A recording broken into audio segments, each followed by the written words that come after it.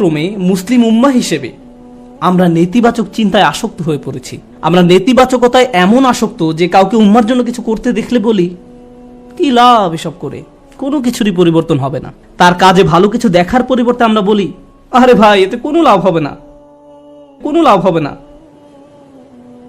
অমুক অমুক সমস্যাগুলোর তো কোনো সমাধান হয়নি। ফিরে আসো, আমাদের সাথে নেগেটিভ ক্লাবে যোগ দাও। তুমি এত পজিটিভ চিন্তা কেন করো? অর্থাৎ কাউকে পজিটিভ দেখলে আমাদের কেমন যেন একটা গা জ্বালা করে। জিনিসটা তো এরকম হওয়ার কথা নয়। কেন আমরা তাকে আবার নেগেটিভ জগতে ফিরিয়ে আনছি না? দুঃখজনকভাবে কখনো কখনো এই মনোভাব এমন মানুষদের মাঝে দেখা যায় যাদেরকে আমরা অনুসরণ করি, যেমন পিতামাতা। যখন একজন পিতা সবসময় নেতিবাচক চিন্তা করেন, যখন মা সবসময় নেগেটিভ চিন্তায় ডুবে থাকেন, কিভাবে সেই পরিবারে কৃতজ্ঞ ছেলে মেয়ে বেড়ে উঠবে? তারা যদি আপনাকে সবসময় অভিযোগ করতে দেখে, সব সময় আপনাকে দুঃখ ভারাক্রান্ত দেখে, আপনার বাচ্চারা যদি আপনাকে কখনো কোনো কিছুর জন্য কৃতজ্ঞ হতে না দেখে, কার কাছ থেকে তারা কৃতজ্ঞতা শিখবে? এমন অনেক মুসলিম আমার কাছে আসে যারা নিজেদের ধার্মিক মুসলিম হিসেবে পরিচয় প্রদান করে না। আমি আপনার কিছু ভিডিও দেখেছি, কিন্তু আমি আসলে কখনো মসজিদে যাই না। আমি তখন জিজ্ঞেস করলাম যে কেন আপনি নিজেকে ধার্মিক মুসলিম হিসেবে পরিচয় দেন না? নিজেকে ধার্মিক মুসলিম সমাজের অংশ মনে করতে আপনার দ্বিধা কেন? উত্তরে তারা কি বলে জানেন? তারা বলে এই ধার্মিক মুসলিমরা সব সময় বিপর্যস্ত থাকে, তাদের সবসময় রাগান্বিত দেখায়। কিভাবে এমনটা হলো? যে মানুষদের কাছে স্বর্গীয় ব্যাপার রয়েছে তাদের অবস্থা এমন কি করে হলো? এই আয়াতে প্রজ্ঞা বলতে কৃতজ্ঞতা বোঝানো হয়েছে। হিকমার সারমর্ম হলো, হিকমার নির্যাস হলো শুকর বা কৃতজ্ঞতা। যে নিয়মিত আল্লাহর দ্বীন সম্পর্কে জ্ঞান লাভ করতে থাকে তাকে কেন এমন দুর্দশাগ্রস্ত লাগবে? মূলত আপনি যত বেশি কৃতজ্ঞ হবেন আপনাকে তত বেশি ইতিবাচক দেখাবে। সব সময় সবকিছুতেই আপনি ইতিবাচক দিকটি খুঁজে পাবেন। এমনকি যখন আমরা দুঃখ ভারাক্রান্ত হয়ে পড়ি তখন আমরা নিজেদের এই বলে প্রবোধ দেব যে আমি এই মুহূর্তে কোন কোন বিষয়ের জন্য কৃতজ্ঞ থাকতে পারি। তারপর নিজের মনকে শক্ত করে আবার দাঁড়িয়ে যান। এখন আমার মুসা আলাইহিস সালামের কথা মনে পড়ে গেল। আমি আসলে সব সময় মুসা আলাইহিস সালামের এই ঘটনাটি দ্বারা অনুপ্রাণিত হই। তিনি নীল নদ পার হয়ে অপর প্রান্তে চলে গেলেন। তার সাথে বনী ইসরায়েলের হাজার হাজার মানুষ, আর সবাই ঘরবাড়িহীন, নিঃস্ব। তার উপর তারা মরুভূমিতে বিচরণ করছেন। তাদের মাথার উপর কোনো ছাদ নেই। পুরুষ, নারী, শিশু, বৃদ্ধ সবাই হয়তো কষ্টে কান্নাকাটি করছে।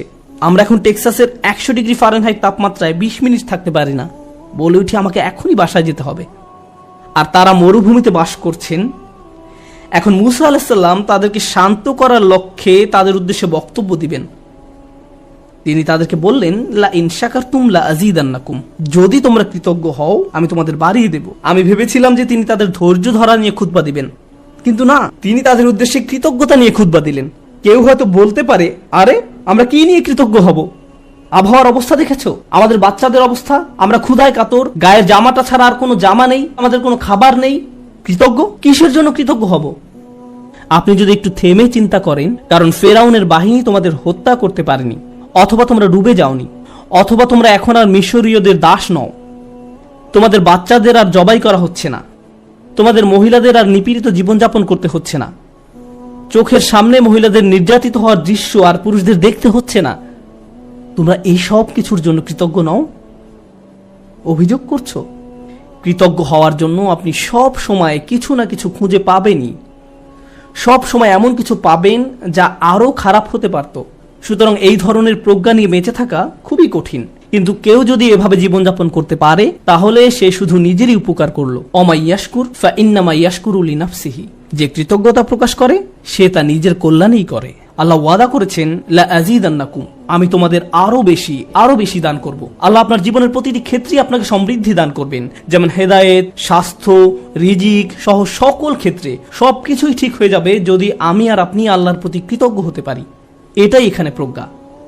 তারপর তিনি বলেন, ওমান কাফারা ফা ইন্নাল্লাহা গানিয়্যুন হামিদ, আর যে কৃতজ্ঞ হয় আল্লাহ অভাব মুক্ত।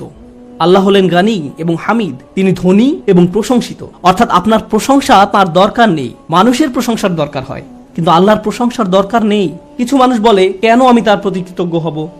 তোমাদের প্রভুর কেন এত প্রশংসা দরকার হয়? সাধারণ নাস্তিকরাই প্রশ্ন করে, কেন তোমাদের রব সবসময় প্রশংসা করতে বলে? আল্লাহ বলেন, তিনি হলেন গানি, তার কোনো কিছুর প্রয়োজন নেই, তার প্রশংসার দরকার পড়ে না। এটা তোমাদের জন্য, এই প্রশংসা করার মাধ্যমে তোমরাই উপকৃত হবে। তিনি হলেন হামিদ, তোমরা প্রশংসা করো বা না করো তিনিই প্রশংসার মালিক। শুধু শুকর বা কৃতজ্ঞতা নয়, বরং হামদ বা প্রশংসাও তার অধিকারভুক্ত। তিনি আপনার প্রশংসার জন্য অপেক্ষা করেন না। তারপর এই মানুষটি হযরত লোকমান, যিনি কৃতজ্ঞতা এবং শুকরিয়ার জিন্দেগি যাপন করতেন, আর এই দুইটি গুণ তার জীবনের সবকিছুতেই দীপ্তি ছড়িয়েছিল। তিনি কোনো কিছু সম্পাদন করতে গেলে এই গুণগুলো তার মনোভঙ্গি ঠিক করে দিত। আপনি কি কাজ করেন সেটা যেমন গুরুত্বপূর্ণ, তার চেয়েও বড় গুরুত্বপূর্ণ ব্যাপার হলো এই কাজের প্রতি আপনার মনোভঙ্গি কেমন।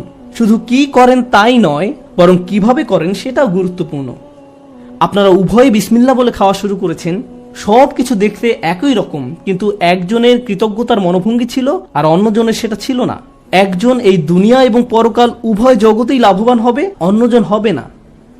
অন্যজন এই সমস্ত উপকারের দরজা বন্ধ করে রেখেছে, কারণ যে দৃষ্টিভঙ্গিতে সে খেয়েছিল সেটা কৃতজ্ঞতার দৃষ্টিভঙ্গি ছিল না। শুকর শুধু কাজের নাম নয়, এটা মনোভঙ্গিরও নাম। এখন তিনি তার ছেলেকে কি বললেন? ওয়াইজ ক্বালা লুকমানু লিইবনিহি ওয়া হুয়া ইয়াইযুহু।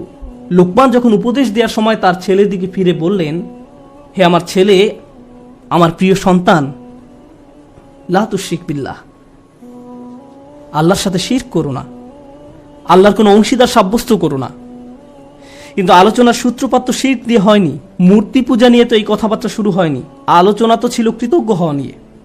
আমরা শাব্দিক দৃষ্টিকোণ থেকে একটি বিষয় এখানে শিখছি, শিরক এবং শুকর এর একটি শাব্দিক মিল আছে। কিন্তু আরেকটি বিষয় আমাদের এখানে জানতে হবে, আল্লাহ আমাদের এখানে শেখাচ্ছেন তার সাথে আমাদের সম্পর্কের মূল কেন্দ্রবিন্দু হলো আসলে কৃতজ্ঞতা।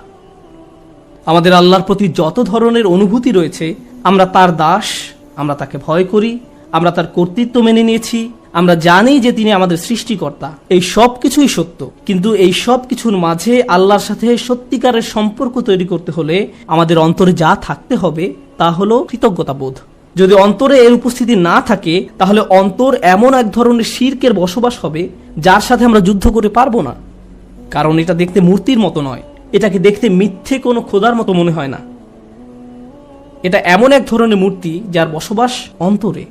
তো তিনি তার সন্তানকে বলেন, আল্লাহর সাথে শিরক করো না, আল্লাহর প্রতি অকৃতজ্ঞ হয়েও না বলার পরিবর্তে তিনি এই কথা বললেন। কারণ তিনি যেহেতু মনে করেন কৃতজ্ঞ হওয়াই আসলে প্রজ্ঞা, আল্লাহর পাশাপাশি কোনো কিছুকে স্থাপন করো না। আমরা এটা কিভাবে বুঝবো? লুকমান তার ছেলেকে আসলে কি শিক্ষা দিচ্ছেন? প্রসঙ্গত এটা শুধু সন্তানের সাথে পিতার কথোপকথন নয়, বরং এটা এমন যে কারো জন্য হতে পারে যার অধীনে কেউ বাস করে। আপনার জীবনে যদি এমন কেউ থাকে যে আপনার কাছ থেকে প্রজ্ঞার তালাশ করে, বিশেষত আমি বাবাদের উদ্দেশ্যে বলছি, এমনকি এর বাইরেও আপনি হয়তো বড় ভাই, আপনি এমন পজিশনে আছেন যেখানে অন্যরা আপনার অনুসরণ করে, সেক্ষেত্রে আপনার উচিত এই শিক্ষাটি তাদের নিকট পৌঁছে দেয়া। আমি নিজেকে এই প্রশ্নটি করি। আপনাদের কাউকে কাউকে আল্লাহ অনেক কিছু দিয়েছেন, যেমন আপনাদের হয়তো ভালো চাকরি আছে, ভালো ব্যবসা আছে, টাকার সমস্যা নেই, গাড়িও আছে, আপনার সব কিছুই আছে। ফলে আপনার বাচ্চাদের জীবন আপনার নিজের জীবনের চাইতেও অনেক বেশি সহজতর। কিন্তু আপনি যখন ছোট ছিলেন, আপনার জীবন এতটা সহজ ছিল না। আমার এখনো মনে আছে, ঈদের সময় আমরা বার্গার কিনতাম। আমরা একটা বার্গার কিনে পুরো পরিবার সবাই ভাগ করে খেতাম। এটাই ছিল আমাদের ঈদ। আমি আমার বোনের টুকরার দিকে তাকিয়ে থাকতাম, কারণ মাঝখানে টুকরাটা ছিল সবচেয়ে বড়। অনেক বাচ্চারা প্রথম টুকরাটা চায়, কিন্তু প্রথম টুকরাটিতে তো শুধুই রুটি। এখানে আসল কথা হলো আমাদের বাচ্চারা এসব জানে না। তারা এভাবে বলে, আমি আমারটাতে চিজ চাই, আমারটাতে মেয়োনিজ চাই, কেউ বলে আমারটাতে চিজ না পেঁয়াজ চাই। আমার বাল্যকাল আর তাদের বাল্যকাল একরকম নয়। তারা কষ্ট দেখে না। যখন আপনার টিনেজ বাচ্চা বলে, আমি ঠিক শিওর না কোন কলেজটাতে ভর্তি হব, কোন গাড়িটা যে পছন্দ করি, আপনার হয়তো তখন মনে পড়ে, ভাই আমি পাবলিক বাসে ধাক্কাধাক্কি করে কলেজে যেতাম, সকালবেলা পত্রিকা বিতরণ করতাম, কাজে 3 মিনিট দেরিতে পৌঁছানোর জন্য চাকরি হারিয়েছিলাম, আমি কোনো মতে টিউশন ফি দিতাম, বাসায় নিয়মিত বাজারও থাকতো না। আর আমার বাচ্চারা এখন বলছে তারা শিওর না কোন গাড়িটা কিনবে। আপনার মন চাচ্ছে দেয়ালে নিজের মাথা ফাটাতে। কারণ আমাদের বাচ্চারা মনে করে তাদের তো এমনিতেই সবকিছু পাওয়ার কথা। তারা কৃতজ্ঞ হওয়ার মানে বোঝে না। এভাবে কারো পক্ষে কৃতজ্ঞ হওয়া সম্ভব নয়। আমাদের উচিত আমাদের বাচ্চাদের টাকার মূল্য শেখানো, তাদেরকে উন্নত জীবন দেওয়ার মানে এই নয় যে তাদেরকে ভালো মানের অ্যাপার্টমেন্ট দিবেন। আপনি হয়তো অতিরিক্ত দিয়ে তাদের ধ্বংস করে দিয়েছেন। আপনার বাসা যদি খেলনায় পরিপূর্ণ থাকে আর তারা শুধু আরো নতুন নতুন খেলনা চায়, 2 দিন আগে কিনে দিয়েছেন সেটা ময়লার বাক্সে, তাহলে এই সব শেখার মানে কি? এই তিলাওয়াতের অর্থ কি? আনিশকুর লিল্লাহ মানে বাবা হিসাবে আপনাকে কৃতজ্ঞতার জীবনযাপন করতে হবে এবং আপনি আপনার সন্তানকে কাজের গুরুত্ব বুঝাবেন, রিজিকের গুরুত্ব বুঝাবেন, তাদের যা আছে তার গুরুত্ব বুঝাবেন। তারা যেন যা নেই তা নিয়ে অসন্তুষ্ট হয়ে না থাকে। ঈদের সময় বাচ্চারা ধনী হয়ে যায়। এই সময়টা ছিল আমাদের বাচ্চাদের কৃতজ্ঞতা শেখানোর একটা সুযোগ। কারণ রমজানের আয়াতের শেষে আল্লাহ কি বলেছেন? যেন তোমরা কৃতজ্ঞ হতে পারো। তুমি কত পেয়েছো? তারা একজন আরেকজনকে এভাবে জিজ্ঞেস করে, 2000 টাকা, আমি পেয়েছি মাত্র 1500 টাকা। আমরা দেয়ার পজিশনে নেই, আমরা শুধু নেয়ার মধ্যে আছি। আমরা আমাদের ছেলে মেয়েদের রাক্ষসে পরিণত করে ফেলেছি। তাদেরকে শুধু ভোগ করা শেখাচ্ছি, আর তাদের চাওয়ারও কোনো অন্ত নেই। আর যখন তাদের কোনো দাবি পূরণ করার অবস্থা না থাকে, আমি এমন অনেক পিতামাতার সম্মুখীন হয়েছি যাদের বাচ্চারা তাদের নিকট এভাবে দাবি জানায়, অবশ্যই আমাকে আইফোন কিনে দিতে হবে। পিতা বলে, না, পারবো না। বাচ্চা তখন বলে, তাহলে আমি আত্মহত্যা করব। তাদের তখন আমার কাছে আসতে হয়েছিল। নতুন আইফোন না পাওয়ার কারণে তারা এমন থ্রেট দিচ্ছিল, কিংবা বাসায় ওয়াইফাই নাই এজন্য এমন করছিল। এটা কৃতজ্ঞতার সম্পূর্ণ বিপরীত আচরণ। আর এমন আচরণ হলো আল্লাহর সাথে এক ধরনের শিরক। যখন কৃতজ্ঞতা হারিয়ে যায়, যা বাকি থাকে তা হলো শিরক। আপনি আত্মসমর্পণ করতে চান, যার কথা শুনতে চান, যাকে সন্তুষ্ট করতে চান, সে হলো নিজের ইচ্ছা আকাঙ্ক্ষা, নিজের ভোগ বিলাসিতা, নিজের কামনা বাসনা। বাচ্চারা এসব জানে না। তাদেরকে দেখিয়ে দিতে হবে, বোঝাতে হবে। আপনি তাদেরকে যা বানান তারা তাই হবে। আমরা তাদের প্রতি এমন অন্যায় আচরণ করতে পারি না। আপনার টাকা আছে বলেই যে তাদের সব দাবি পূরণ করতে হবে এমনটা নয়। অবশ্য বিপরীত অবস্থাও আছে। অনেক পিতামাতা তাদের বাচ্চাদের কিছুই কিনে দেয় না, তারপর তারা এই খুতবা ব্যবহার করে। না, এটা করবেন না। অবতাগি বাইনা যালিকা সাবিলা, মধ্যম পন্থা অবলম্বন করুন। আমি আরেকটা ব্যাপারে দৃষ্টি আকর্ষণ করতে চাই, কারণ বিষয়টা গুরুত্বের দাবি রাখে। আমাদের বাচ্চাদেরকে দায়িত্ববোধ শেখাতে হবে। তারা যখন টিনেজ বয়সে পৌঁছায়, তাদেরকে বাসার ছোটখাটো কিছু কাজ করতে দিন, তাদেরকে বাসার কাজে কিছুটা অবদান রাখতে দিন। তারা যদি এর বিনিময়ে চায়, তাহলে বলুন, তুমিও এই বাসায় থাকো, এখানে ঘুমাও, তোমাকেও কিছুটা দায়িত্ব নিতে হবে। আপনার বাচ্চাদেরকে দায়িত্ববোধ শেখান, কোনো কিছুর বিনিময়ে না, টাকার বিনিময়ে নয়, অথবা মাস শেষে তাদেরকে নতুন গেম কিনে দিবেন বলেও নয়, কোনো কিছুর বিনিময়ে না। যদি আমরা সব সময় এমনটা করি, যদি তাদেরকে শুধু ভোগ করতে শিখাই আর তারা শুধু আপনার নিকট বিনিময় চাইতে থাকে, এটা করলে আমাকে কি দিবা, ওটা করলে আমাকে কি দিবা, যদি আপনার বাচ্চাদের আল্লাহর প্রতি কৃতজ্ঞ হতে না শেখান, তাহলে কিভাবে তারা আপনার প্রতি কৃতজ্ঞ হবে? এই দুইটা বিষয় কি সম্পর্কযুক্ত নয়? আল্লাহ বলছেন, আনিশকুরলি ওয়া ওয়ালিদাই, আমার প্রতি ও তোমার পিতামাতার প্রতি কৃতজ্ঞ হও। এই দুইটা ব্যাপার সম্পর্কযুক্ত। আমরা যদি আমাদের সন্তানদের তাদের যা আছে তার জন্য আল্লাহর প্রতি কৃতজ্ঞ হতে না শেখাই, তাহলে আমি আপনাদের গ্যারান্টি দিয়ে বলছি, তারা স্বাধীন হয়ে যাবে। যখনই তারা স্বনির্ভর হয়ে যাবে, তারা আলাদা হয়ে যাবে। আপনার কলের কোনো জবাব দেবে না, মেসেজের কোনো উত্তর নেই, তারা আপনাকে উপেক্ষা করে, অগ্রাহ্য করে, যখন তখন বাসা থেকে বের হয়ে যায়। আপনি তখন ভাবেন, কি হলো এই বাচ্চার? আমি তার জন্য সব কিছু করলাম, আমি সারা জীবন তোমাকে দিয়ে গেলাম, এখন তুমি আমাকে কিছুই দিচ্ছ না। হ্যাঁ, কারণ এখন আর আমার আপনাকে প্রয়োজন নেই। আপনার কি প্রয়োজন? আর আমি স্বাধীন, ওই লেনদেন তো শেষ হয়ে গেছে, ধন্যবাদ, বাই। এখন আমরা তাজ্জব হয়ে বসে আছি, কিন্তু সম্ভবত আমরাই তাদেরকে নষ্ট করে ফেলেছি।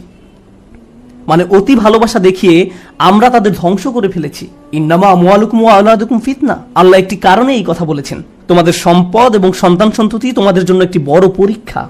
বিশেষত ছেলে মেয়েদের পেছনে যদি নিয়ন্ত্রিত উপায়ে টাকা পয়সা খরচ করা না হয়, তাহলে তারা বিশাল এক পরীক্ষার বিষয়ে পরিণত হবে। মাঝে মাঝে বাচ্চাদের কোনো কিছু কিনে দেওয়া উত্তম, মাঝে মাঝে তারা যা চায় তা না দেওয়া উত্তম, মাঝে মাঝে তাদের থেকে দূরে সরিয়ে রাখা উত্তম। এটা গুরুত্বপূর্ণ। এটা শুধু পুঁথিগত বিদ্যা নয়, শুধু আলহামদুলিল্লাহ বলা শেখালেই হবে না, এই শিক্ষার উপরে জীবনযাপন করতে হবে। এজন্যই আলোচনাটি শুরু হয়েছে এই বলে, ওয়ালাকাদ আতাইনা লুকমান আল হিকমা, আমি লুকমানকে প্রজ্ঞা শিক্ষা দিয়েছি, বাস্তব জ্ঞান, বাস্তব শিক্ষা। কিভাবে কৃতজ্ঞ থেকে জীবন কাটাতে হবে সেই শিক্ষা। আমাদের বাচ্চারা কতবার তাদের জামা কাপড় ভাঁজ করে, ধৌত করে, আমরা তাদের কিভাবে কৃতজ্ঞতার শিক্ষা দেব যখন তাদের সবকিছু আমরাই করে দেই?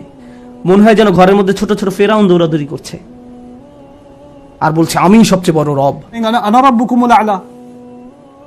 আজ আমি বার্গার খাবো না, পিৎজা খাবো, আমাকে এটা দাও ওইটা দাও। আমরা তাদের এমন বানিয়ে ফেলেছি। এটা তাদের দোষ নয়। আমাদের সন্তানরা যখন নষ্ট হয়ে যায়, এই জন্য নয় যে তারা শয়তান, এর কারণ হলো আমরা তাদের সঠিক শিক্ষাটা দিচ্ছি না। প্রজ্ঞা থাকার মানে হলো আপনি আপনার সন্তানদেরকে সঠিক নিয়মে বড় করেন, আপনি তাদের আকাঙ্ক্ষাগুলো নিয়ন্ত্রণের চেষ্টা করেন। বাচ্চাদের এই নিয়ন্ত্রণটি নেই। আমাদেরকে ভালোবাসার সাথে তাদের ভিতরে এই অনুভূতি তৈরি করে দিতে হবে। আয়াতটি শুরু হয়েছে ইয়া বুনাইয়া দিয়ে, আমার প্রিয় ছেলে, অর্থাৎ বাবা অত্যন্ত আদর মাখা কণ্ঠে তার বাচ্চার সাথে কথা বলছেন। আপনি এর উল্টাভাবে শুরু করতে পারেন না। এই বাসার সবাই শোনো, আমি মাত্র জুমা থেকে আসলাম, বাসার সবকিছু এখন অন্য নিয়মে চলবে। এভাবে না। ভালোবাসার সাথে সুন্দরভাবে করুন, তাদের সাথে কথা বলুন, তাদেরকে বুঝান যে তাদের আচরণ পরিবর্তন করতে হবে। আমাদের মাঝে না দেখলে তারা এটা শিখবে না।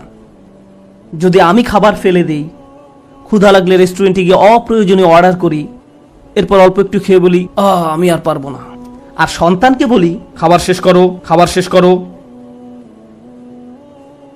তারা শিখবে না, তারা শিখবে না, তারা ফেলে দিবে।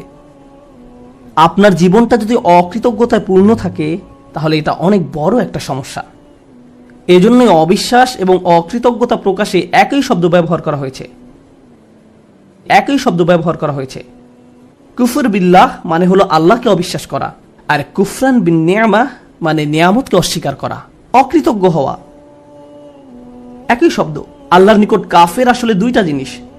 ভাবতে পারেন, এমন ব্যক্তি যে আল্লাহকে অস্বীকার করে এবং যে আল্লাহর প্রতি অকৃতজ্ঞ। এই জন্য যে ব্যক্তি আল্লাহর প্রতি কৃতজ্ঞ থাকে, তার পক্ষে শিরক করা অসম্ভব। কারণ আপনি যদি আল্লাহর প্রতি সুধারণা পোষণ করেন, আপনি শিরক করতে পারবেন না। আমাদেরকে তার প্রতি অকৃতজ্ঞ হওয়ার শিরক থেকে রক্ষা করুন। আল্লাহ আযজা ওয়া জাল্লা আমাদেরকে কৃতজ্ঞ থেকে জীবন পার করার সামর্থ্য দান করুন এবং আমাদেরকে সেসব মানুষদের অন্তর্ভুক্ত করুন যারা তাদের সন্তানদেরকে কৃতজ্ঞ হওয়ার শিক্ষা দান করে। বারাকাল্লাহু লি ওয়া লাকুম। আসসালামু আলাইকুম ওয়া রাহমাতুল্লাহ। আপনি আপনার সমস্যার কথা কাউকে বোঝাতে ব্যর্থ হয়েছেন, তারা বুঝে না। একমাত্র আল্লাহ ছাড়া আর কেউ জানে না আপনি কি মুসিবতে জীবন অতিবাহিত করছেন। আমাদের সকলেরই কোনো না কোনো সমস্যা রয়েছে। আল্লাহ নিজেই দুনিয়ার জীবনের এই বাস্তবতার কথা কোরআনে উল্লেখ করেছেন। তিনি বলেন, লাকাদ খালাকনাল ইনসানা ফি কাবাদ, নিশ্চয়ই আমি মানুষকে শ্রম নির্ভর রূপে সৃষ্টি করেছি। হয় আপনি মানসিকভাবে পরিশ্রান্ত, না হয় ইমোশনালি আপনি ক্লান্ত। অতিরিক্ত কাজের চাপে আপনি পরিশ্রান্ত, শারীরিকভাবে আপনি ক্লান্ত, স্বাস্থ্যগত দিক দিয়ে আপনি পরিশ্রান্ত, বয়সের ভারে আপনি ক্লান্ত। আপনার সমস্যা থেকে বের হয়ে আসার জন্য অনেক সমাধান খুঁজছেন, কিন্তু কিছুই কাজ করছে না। এভাবে আপনার সৃজনশীলতাও একসময় নষ্ট হয়ে যায়। আমরা সবসময় পরিশ্রান্ত জীবনযাপন করছি, আমরা প্রতিনিয়ত কোনো না কোনো সমস্যায় জর্জরিত।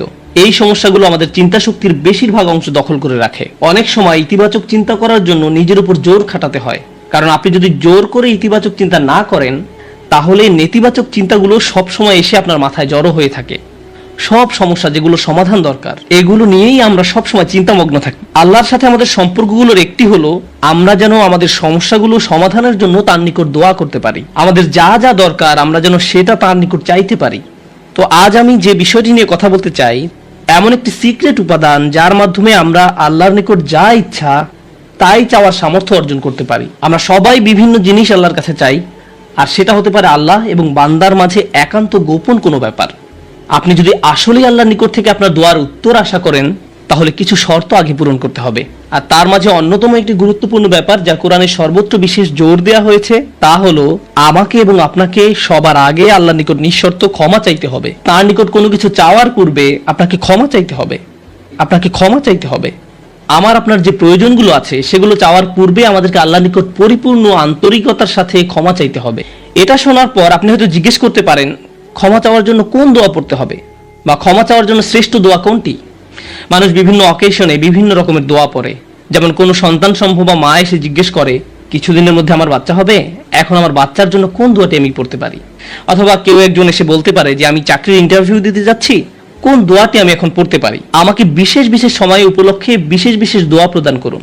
আমি আপনাদের বলছি বিশেষ সময়ের ওই দোয়াগুলো অবশ্যই গুরুত্বপূর্ণ, কারণ সেগুলো পবিত্র এবং আল্লাহর কাছ থেকে অবতীর্ণ। কিন্তু সকল সমস্যার ক্ষেত্রে কমন দোয়া হলো, যে একটি দোয়া আপনার সকল সমস্যা দূর করবে, তা হলো সত্যিকার অর্থে আল্লাহর নিকট ক্ষমা প্রার্থনা করা। নূহ আলাইহিস সালাম তার জাতিকে আল্লাহর নিকট ডেকেছিলেন 900 বছরেরও বেশি সময় ধরে। তিনি তাদের নিকট অবিরাম দাওয়াত দিয়ে গেছেন। তার নবুয়তি জিন্দেগির শেষ দিকে এসে তিনি পেছনে ফিরে দেখেন এবং তিনি তাদের নিকট যে বার্তাটি দিতে চেয়েছিলেন তার একটা সারাংশ দাঁড় করিয়েছেন। তিনি তাদের উদ্দেশ্যে শুধু একবার বা দুইবার কথা বলেননি। লাইলান ওয়া নাহারা দাউতু কওমি লাইলান ওয়া নাহারা। তিনি বলেন, হে আমার পালনকর্তা, আমি আমার সম্প্রদায়কে দিবারাত্রি দাওয়াত দিয়েছি। তিনি রাতেও কোনো বিরতি নেননি। কোরআনের একটি সূরা তার নামে নামকরণ করা হয়েছে, সূরাত নূহ। সেখানে এই গোটা সময় ধরে যে তার সম্প্রদায়কে তিনি দাওয়াত দিয়ে গেছেন তার একটা সারমর্ম তুলে ধরা হয়েছে। আমি তোমাদের কাছ থেকে কি আশা করেছিলাম? কুল্লামা দাউতু লিতাগফিরা লাহুম। আর এই গোটা সময় ধরে আমি তাদেরকে এই ধর্মের দিকে আহ্বান করেছি যেন আপনি তাদেরকে ক্ষমা করেন ইয়া রব, যেন আপনি তাদেরকে ক্ষমা করেন ইয়া রব। আমি ঠিক এই কথাগুলো তাদের বারবার বলেছি। ফাকুলতু ইস্তিগফারু রাব্বাকুম, অতঃপর বলেছি তোমরা তোমাদের পালনকর্তার ক্ষমা প্রার্থনা করো। ইন্নাহু কানা গফফারা, নিশ্চয়ই আল্লাহ হলেন এমন সত্তা যিনি বারবার ক্ষমা করতে থাকেন। এরপর তিনি যা বলছেন তা খুবই অসাধারণ।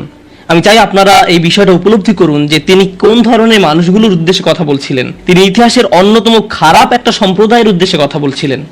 নূহ আলাইহিস সালামের সম্প্রদায়কে পৃথিবীর অন্যতম চরম অবাধ্য জাতিগুলোর একটি হিসেবে বর্ণনা করা হয়েছে। সূরাতুজ জারিয়াতে আল্লাহ বিভিন্ন জাতি সম্পর্কে বর্ণনা করেছেন যারা আল্লাহর বিরুদ্ধে, তাদের নিকট প্রেরিত রাসূলদের বিরুদ্ধে বিদ্রোহ ঘোষণা করেছিল, ফলে তাদের ধ্বংস করে দেয়া হয়েছিল। সূরা আন-নাজমে যখন নূহ আলাইহিস সালামের জাতির কথা আসলো, তিনি বললেন, ওয়া কওমু নূহিন মিন ক্বাবলু ইন্নাহুম কানু হুম আযলামু ওয়া আতগা। আর পূর্বে নূহের কওমকেও, নিশ্চয়ই তারা ছিল অতিশয় জালিম এবং চরম অবাধ্য। বিষয়টা যৌক্তিক মনে হয়। অন্য সকল নবীর মতো শুধু এক প্রজন্মের জন্য তাদের নবী ছিলেন না, প্রতি শতাব্দীতে 3-4 প্রজন্ম মানুষের জন্য শতাব্দীর পর শতাব্দী ধরে তাদের একজন নবী ছিল। প্রতি 20 বছর পর পর নতুন নতুন প্রজন্মের আবির্ভাব ঘটে, আর নূহ আলাইহিস সালাম এটা দেখেছিলেন শতাব্দীর পর শতাব্দী ধরে। প্রতি 20 বছর পর পর নতুন নতুন প্রজন্মের আবির্ভাব ঘটে। তিনি 40 থেকে 50 প্রজন্মের মানুষদের দেখেছিলেন, আর তারা সবাই তাকে প্রত্যাখ্যান করেছিল। আর তিনি সকল প্রজন্মকে একই দাওয়াত দিয়ে যাচ্ছিলেন। একটি উদ্দেশ্যকে সামনে রেখে আমি এই বিষয়টির উপর আলোকপাত করছি। তিনি চরম অবাধ্য এক জাতির উদ্দেশ্যে কথা বলছিলেন। তাদের নিকট তিনি কি প্রস্তাব তুলে ধরেন? তিনি বলেন, ইস্তিগফারু রাব্বাকুম, তোমাদের রবের ক্ষমা প্রার্থনা করো। ইন্নাহু কানা গফফারা, তোমরা বারবার আল্লাহর অবাধ্যতা করছিলে, তিনি বারবার ক্ষমা করতে থাকেন। তোমরা বারবার আল্লাহর অবাধ্যতা করছিলে, আল্লাহ বারবার ক্ষমা করতে থাকেন। কিন্তু তার প্রস্তাব এখানেই থেমে থাকেনি। তিনি বলেন, ইউরসিলুস সামাআ আলাইকুম মিদরারা। এখানে ইউরসিলু হলো জবাবে আমর। এর মানে হলো, যদি তোমরা তার নিকট ক্ষমা প্রার্থনা করো তাহলে আল্লাহ তোমাদের জন্য আসমানের দরজা খুলে দিবেন, আর এটা তোমাদের উপর অজস্র ধারায় করুণা বর্ষণ করবে। এর দ্বারা বৃষ্টিও বোঝানো হতে পারে, কিন্তু পরিহাসের বিষয় হলো এখানে বৃষ্টি দ্বারা বন্যা ইঙ্গিত করা হয়নি, যদিও সব শেষে বন্যা কবলিত হয়েছিল নূহ আলাইহিস সালামের জাতি। এই আয়াতে আল্লাহ ভিন্ন ধরনের বৃষ্টির কথা বলেছেন। যদি তারা ক্ষমা প্রার্থনা করত, যে বৃষ্টি তাদের ধ্বংস করে দিয়েছিল সেই বৃষ্টি হতে পারত তাদের জন্য জীবন আহরণকারী। তারা বৃষ্টির জন্য প্রার্থনা করেনি, আর আল্লাহ তাদের বলছেন ক্ষমা প্রার্থনা করত যদি তারা, তোমরা যদি ক্ষমা প্রার্থনা করো আকাশের দরজা তোমাদের জন্য খুলে দেওয়া হবে আর তা বৃষ্টি বর্ষণ করতে থাকবে। আল্লাহ বলেননি যে পানি বর্ষিত হবে, তিনি বলছেন আকাশ বর্ষণ করবে। কারণ আকাশ শুধু বৃষ্টি নয়, আরো রহমত বর্ষণ করতে পারে। আকাশ থেকে ক্ষমা আসে, আকাশ থেকে প্রশান্তি আসে, বিশ্বাস আসে, রিজিক আসে, সমস্যার সমাধান আসে আসমান থেকে। তিনি তোমাদের জন্য আকাশ খুলে দিবেন আর আকাশের সকল সম্পদ তোমাদের উপর অঝোর ধারায় বর্ষিত হতে থাকবে। আর তোমরা এতদিন রহমতের ভাগিদার হতে পারছিলে না, কারণ তোমরা ক্ষমা প্রার্থনা করনি। তাই এখন ক্ষমা চাইলে এটা খুলে যাবে। একটা একটা করে আপনার সমস্যাগুলোর কথা আল্লাহকে বলেন। আপনার এমনও সমস্যা থাকতে পারে যেটার কথা আপনি নিজেও জানেন না, কিন্তু আল্লাহ জানেন। আমি আর আপনি যদি সত্যিকার অর্থে আল্লাহর নিকট ক্ষমা চাইতে পারি, তাহলে ওই অজানা সমস্যাগুলো স্বর্গীয় হস্তক্ষেপে সমাধান হয়ে যাবে। ইউরসিলুস সামাআ আলাইকুম মিদরারা। আল্লাহ সুবহানাহু ওয়া তাআলা এখানেই থেমে যাননি। আপনি কার জন্য ক্ষমা চাচ্ছেন? আপনার নিজের জন্য। ইস্তাগফিরু রাব্বাকুম, তোমরা নিজেদের জন্য ক্ষমা প্রার্থনা করো। আল্লাহ বলেন, ওয়ায়ুমদিদকুম বিআমওয়ালি ওয়া বানিনা, তোমাদের ধন সম্পদ, তোমাদের সন্তান সন্ততি বাড়িয়ে দেওয়া হবে। তিনি ধন সম্পদ এবং সন্তান সন্ততি দিয়ে তোমাদের ঐতিহ্যকে সমৃদ্ধ করে দিবেন। এমন সম্পদ নয় যা আপনাকে আল্লাহর কাছ থেকে দূরে সরিয়ে দিবে, কারণ এই টাকা দেওয়ার কথা এসেছে আপনার ক্ষমা চাওয়ার প্রেক্ষাপটে। তিনি আপনাকে ভালো অর্থ দিবেন যা আপনার জন্য দুনিয়াতে এবং পরকালে কল্যাণ নিয়ে আসবে। তিনি আপনাদের ভালো সন্তান দান করবেন, যারা আপনার জীবিত থাকা অবস্থায় ভালো কাজ করবে, তারা আপনাদের সম্মান করবে, ভালোবাসা দেখাবে, আনুগত্য করবে, আপনি তাদের দেখে গর্বিত হবেন। এমনকি আপনি এই দুনিয়া ছেড়ে চলে গেলেও তারা ভালো কাজ করতে থাকবে, যা সাদাকায়ে জারিয়া হিসাবে আপনার আমলনামায় এসে যোগ হবে। আল্লাহ আপনাকে এই সব কিছু দান করবেন। প্রসঙ্গত এই দুই শব্দ অর্থ এবং সন্তান সন্ততি, ইন্নাহুম আসাউনি ওয়াত্তাবাউ মান লাম ইয়াজিদহু মালুহু ওয়া ওয়ালাদুহু ইল্লা খাসারা। আমার সম্প্রদায় আমাকে অমান্য করেছে আর অনুসরণ করেছে এমন লোককে যার অর্থ ও সন্তান সন্ততি কেবল তার ক্ষতি বৃদ্ধি করেছে। কিন্তু আপনার ক্ষমা চাওয়ার পরে আল্লাহর পক্ষ থেকে যে ধন সম্পদ এবং সন্তান সন্ততি আসে তা আপনার জন্য শুধু কল্যাণই নিয়ে আসে। একই ধন সম্পদ এবং সন্তান সন্ততি, পার্থক্য হলো এখন তাদের উপর আল্লাহর ক্ষমা ও রহমত রয়েছে। বিষয়টা এমন যেন তারা দূষিত হয়ে গিয়েছে, যতক্ষণ না আল্লাহ তার ক্ষমার মাধ্যমে তাদের পরিশুদ্ধ করেন। আল্লাহর নিকট ক্ষমা প্রার্থনা করলে কত শত পথ আপনার জন্য খুলে যাবে, আসমানের দরজা আপনার জন্য এমন ভাবে খুলে যাবে যে আপনি কল্পনাও করতে পারবেন না। আপনি সবকিছু আরো ভালোভাবে বুঝতে পারবেন, আপনার ব্যক্তিগত সমস্যাগুলো দূর হতে শুরু করবে। উদাহরণস্বরূপ রাগের কথা ধরা যাক। রাগ হওয়া থেকে মুক্তি পাওয়া আসলেই অনেক কঠিন। বহু মানুষ খুবই সমস্যাপূর্ণ জীবনযাপন করে, খুব অল্পতেই রেগে যান, কিছু একটা তাদের সামান্যতেই ক্রোধান্বিত করে, আর তারা এর সাথে লড়াই করতে পারেন না। তারা তাদের এই সমস্যাটা বুঝতে পারেন, কিন্তু নিজের কাছে অসহায় হয়ে পড়েন এবং মনে মনে ভাবেন, না, আমার পক্ষে এই রাগ হওয়া থেকে মুক্তি পাওয়া সম্ভব না। হুদায়বিয়ার সন্ধির সময় সাহাবীরা খুবই রাগান্বিত হয়ে পড়েছিলেন। তাদের রাগ দূর করা সম্পর্কে আল্লাহ কি বলছেন? তিনি বলছেন, ওয়া আনজালা সাকিনাতা ফি কুলুবিল মুমিনিন। তিনি আকাশ থেকে বিশ্বাসীদের অন্তরে প্রশান্তি নাজিল করলেন। প্রশান্তি আমাদের নিজেদের কাছ থেকে আসে না, আমরা নিজেদের প্রশান্ত করতে পারি না। মুসা আলাইহিস সালামের মা ভয়ে টেনশনে প্রায় মারা যাচ্ছিলেন, যখন তার ছোট শিশু একটা বক্সে বন্দি করে পানিতে ভাসিয়ে দিলেন। লাউলা আর রাবাতনা আলা কলবিহা, যদি আমি তার হৃদয়কে দৃঢ় করে না দিতাম। তার নিজের পক্ষে সে অন্তরকে দৃঢ় করা সম্ভব ছিল না। ঐশ্বরিক হস্তক্ষেপ বললে এটা ব্যাপার আছে। আল্লাহ তার অন্তরকে দৃঢ় করেছিলেন, যা আমাদেরকে আমাদের ব্যক্তিগত দুর্বলতা এবং প্রবণতা থেকে সুস্থ হতে সাহায্য করে। কিছু কিছু মানুষ অশ্লীলতার প্রতি খুবই আকৃষ্ট হয়ে পড়ে, কেউ কেউ ক্রোধ নিয়ন্ত্রণ করতে পারে না, আবার কেউ কেউ মারাত্মক লোভী, সবসময় শুধু টাকা পয়সা নিয়ে চিন্তামগ্ন থাকে। তারা এসব থেকে বের হয়ে আসতে চায়, কিন্তু নিজেদের সাথে যুদ্ধ করে পারে না। এই সব সমস্যার সমাধান আসে আল্লাহর পক্ষ থেকে। আপনার একান্ত ব্যক্তিগত গভীর সমস্যার সমাধান আসে আসমান থেকে। বৃষ্টি যেমন পৃথিবীকে পরিষ্কার করে দেয়, তেমনি আসমান থেকে আল্লাহর রহমত এসে আপনার সমস্যাগুলোকেও ধুয়ে মুছে পরিষ্কার করে দেয়। ওয়ায়াজআল লাকুম জান্নাতিন ওয়ায়াজআল লাকুম আনহারা। তোমাদের জন্য উদ্যান স্থাপন করবেন, তোমাদের জন্য নদী নালা প্রবাহিত করবেন। অর্থাৎ আল্লাহ বলছেন, যদি শুধু ক্ষমা চাও সবই দিব। আমি আপনি মনে করি যে যদি আমরা আল্লাহর কাছে ক্ষমা চাই তাহলে শুধু ক্ষমা পাবো, কিন্তু আল্লাহ বলছেন যদি ক্ষমা চাও তাহলে এমন কিছু নেই যা আমি তোমাদের দিব না। বিষয়টা এমন যে আপনি ইচ্ছা করলে এক এক করে বিভিন্ন জিনিস চাইতে পারেন, অথবা শুধু ক্ষমা চান তাহলে সবই পাবেন। কি আর বাকি থাকে?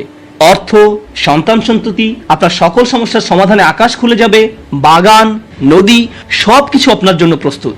মানুষ সাধারণত মনে করে যে যদি তার আল্লাহর ক্ষমা চায় তাহলে এটা শুধু তাদেরকে পরকালে সাহায্য করবে, কিন্তু এই আয়াতগুলো আমাদের বলছে না। এই আয়াতগুলো আমাদেরকে বলছে যে না, আল্লাহ শুধু আমাদেরকে পরকালেই সাহায্য করবেন তা নয়, তিনি আমাদেরকে এই দুনিয়াতেও সাহায্য করবেন। একবার হজের কথা চিন্তা করুন। আমার আপনার জন্য হজের সবচেয়ে বড় অনুপ্রেরণা হলো আমাদের অতীতের সকল গুনাহ মাফ করে দেওয়া হবে। আমরা নতুন করে আবার শুরু করতে পারবো। যে কাপড়ে আপনি কবরে শায়িত হওয়ার কথা, সেরকম একটি কাপড়ে আপনি হজে যান। এমনকি হজের সময় যখন আমরা মার্চ করি সে সম্পর্কে বলা হয়েছে, সুম্মা আফিদু মিন হাইসু আফদান নাস ওয়াস্তাগফিরুল্লাহ। অতঃপর তোমরা প্রত্যাবর্তন করো যেখান থেকে মানুষরা প্রত্যাবর্তন করে, এবং আল্লাহর কাছে ক্ষমা চাও। হজের মূল বিষয় হলো আল্লাহর নিকট ক্ষমা চাওয়া। এটাই হজের মূল উদ্দেশ্য। আর সেই হজের সময় আমরা কি দোয়া করি? রব্বানা আতিনা ফিদ দুনিয়া হাসানা ওয়া ফিল আখিরাতি হাসানা ওয়া ফিল আখিরাতি হাসানা। প্রতিটি তাওয়াফে একই দোয়া পাঠ করা হয়, যা কোরআনে মাজিদে এসেছে। রব্বানা আতিনা ফিদ দুনিয়া ওয়া ফিল আখিরা রব্বানা আতিনা ফিদ দুনিয়া হাসানা ওয়া ফিল আখিরাতি হাসানা। আমাদেরকে এই দুনিয়ার কল্যাণ এবং পরকালের কল্যাণও দান করুন।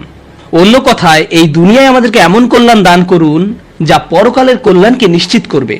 এরকম কিছুর অস্তিত্ব রয়েছে, আর এই সব কিছু আমরা তখনই পাবো যখন আমি আপনি আন্তরিকতার সাথে আল্লাহর নিকট ক্ষমা চাইব। খুতবার এই অংশটার উদ্দেশ্য ছিল আপনাদের নিকট ক্ষমা চাওয়ার কিছু উপকারিতা তুলে ধরা, ক্ষমা চাওয়ার লক্ষ্য বর্ণনা করা। কিন্তু আমরা এখনো বলিনি যে কিভাবে ক্ষমা চাইব। কেউ কেউ কৃত্রিম উপায়ে ক্ষমা চায়, আস্তাগফিরুল্লাহ আস্তাগফিরুল্লাহ আস্তাগফিরুল্লাহ।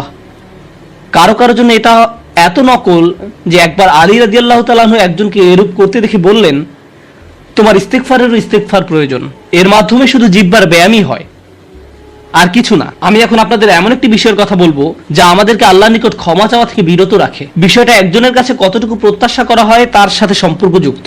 কিছু কিছু মানুষ মনে মনে এই সিদ্ধান্ত উপনীত হয়ে যায় যে আমি সারা জীবন ধরে অসংখ্য পাপে নিমজ্জিত ছিলাম, আল্লাহ মনে হয় আমাকে খুব একটা পছন্দ করেন না। কোনো কোনো মানুষ এমনকি এত দূর পর্যন্ত চলে যায় যে বলে ওঠে, আল্লাহ আমাকে পছন্দ করেন না, আল্লাহ আমার উপর খুবই রাগান্বিত। আমি জানতাম আল্লাহ এই কাজগুলো আমাকে করতে নিষেধ করেছেন, কিন্তু তারপরও আমি করেছি। শুধু একবার নয়, বহুবার এই খারাপ কাজগুলো করেছি। সুতরাং আল্লাহর ভালো মানুষের তালিকায় আমি নেই, আমার নামাজের কোনো দাম নেই। মানুষ যখন নিজের সম্পর্কে এইরকম ধারণা পোষণ করে তখন সে কি করে জানেন? আমি তো খুবই খারাপ মানুষ। আপনি কি আমার জন্য একটু দোয়া করতে পারবেন? কারণ আমি ইতিমধ্যে দোয়া করার যোগ্যতা হারিয়ে ফেলেছি। এখন আপনাকে আমার জন্য দোয়া করতে হবে, কারণ আমি আশা করছি আল্লাহ অন্তত আপনার দোয়া কবুল করবেন। এতে হয়তো আমার একটা সুযোগ তৈরি হতে পারে, কারণ আমার কথা তিনি শুনবেন না। আপনাদেরকে আবার একটু পিছনে নিয়ে যাই। নূহ আলাইহিস সালাম কাদের কাছে আল্লাহর নিকট ক্ষমা চাওয়ার এই প্রস্তাব তুলে ধরেছিলেন? নূহ আলাইহিস সালাম কি এমন মানুষদের নিকট এই প্রস্তাব তুলে ধরেছিলেন যারা সারা রাত মসজিদে কাটাতো, যারা প্রতি বছর হজ পালন করতে যেত, রোজা রাখতো এবং অন্যান্য সৎ কাজ করত? না, নূহ আলাইহিস সালাম ক্ষমা পাওয়ার এই প্রস্তাব তুলে ধরেন ইতিহাসের অন্যতম একটি বিদ্রোহী সম্প্রদায়ের প্রতি, যারা প্রজন্মের পর প্রজন্ম ধরে বিদ্রোহী ছিল। তিনি তাদের বলেন, তোমরা যদি শুধু ক্ষমা চাও, আল্লাহ শুধু তোমাদের ক্ষমা করবেন তাই নয়, বরং তিনি তোমাদের জন্য আকাশের ধনভাণ্ডার খুলে দেবেন। নিজের সম্পর্কে এমন বলবেন না যে আমি অনেক দূরে হারিয়ে গেছি, যদি কিছু হয় তা হবে আমার মায়ের দোয়াতে বা অন্য কারো দোয়াতে। আপনার মনের এমন অবস্থার সুযোগ গ্রহণ করে শয়তান, মানুষের মনের হতাশাজনক পরিস্থিতির সুযোগ গ্রহণ করে শয়তান, আর এর মাধ্যমে তাকে শিরকে নিমজ্জিত করে। এই হতাশা শিরকের একটি দরজা। কেন জানেন? তখন মিথ্যা ধর্ম আসে এবং আপনাকে বলে আপনি তো অনেক বড় পাপী, আপনার পক্ষে ক্ষমা পাওয়া সম্ভব নয়। যিশুকে বলুন আপনাকে ক্ষমা করে দিতে। আপনি যিশুর সাথে ভালো সম্পর্ক করুন, তিনি আল্লাহর সাথে আপনার সম্পর্ক ভালো করে দিবেন। আল্লাহ এবং আপনার মাঝখানে যিশু এসে দাঁড়াবে, অথবা তারা অন্য কাউকে মাঝখানে দাঁড় করাবে, বলবে অমুক পীর, তার কবরের কাছে গিয়ে কিছু চকলেট রাখো। তাহলে তিনি আল্লাহকে বলবেন আপনার সমস্যার সমাধান করে দিতে। আপনি এখন আল্লাহর সাথে কথা বলতে পারবেন না, কিন্তু ওই পীর তিনি আল্লাহর প্রিয় বান্দা, তাই আপনি তার মাধ্যমে আল্লাহর কাছে আপনার দরখাস্ত পেশ করুন। এভাবে শিরকের দরজা খুলে যায়।